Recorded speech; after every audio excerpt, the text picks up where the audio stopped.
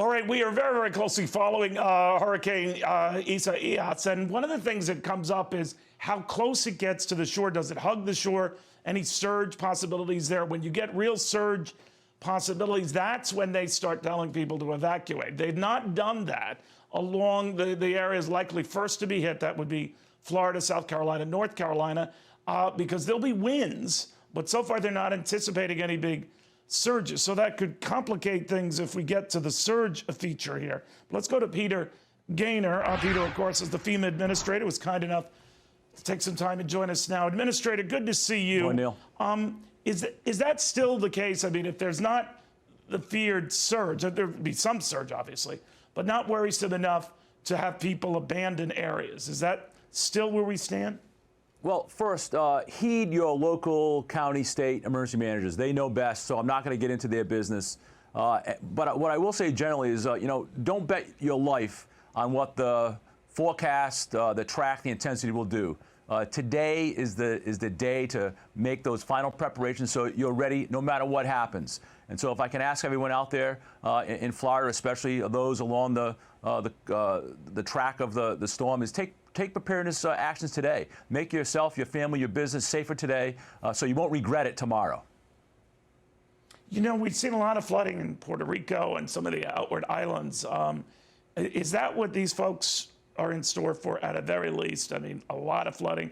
I think in Puerto Rico, overnight they had better than 5 inches of rain. What are you seeing thus far? Well, again, the forecast changes. I think the National Hurricane Center has confidence in the forecast today, although it will change because it's just a forecast, it's a prediction. So if it stays on its predicted path, Florida will likely get more rain. They may have some surge, tropical storm force winds inland. So again, just because the track is offshore doesn't mean you're safe. So again, don't bet your safety on what the hurricane will or will not do. Take some action today to protect yourself and your family. You know, Administrator, a lot of folks are very nervous about leaving their homes or going into these shelters, especially with the coronavirus, which is pretty pronounced in Florida right now, and in South Carolina as well, if it were to continue up the coast. So obviously they have to be aware of distancing issues that could make it problematic, and you go from the frying pan into the fire. How is that addressed? And so, great point, Neil.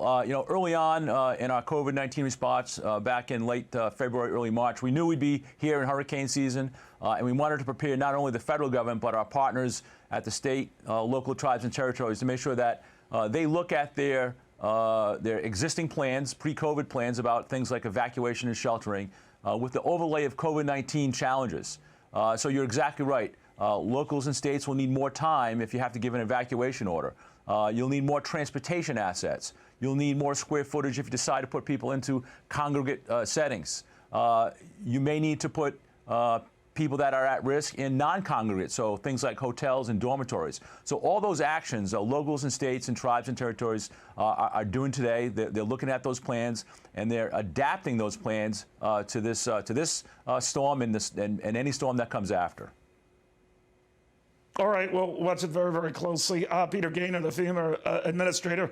I think you're going to be a busy fellow the next 48 hours at a minimum. Thank you, sir, very much for taking the time.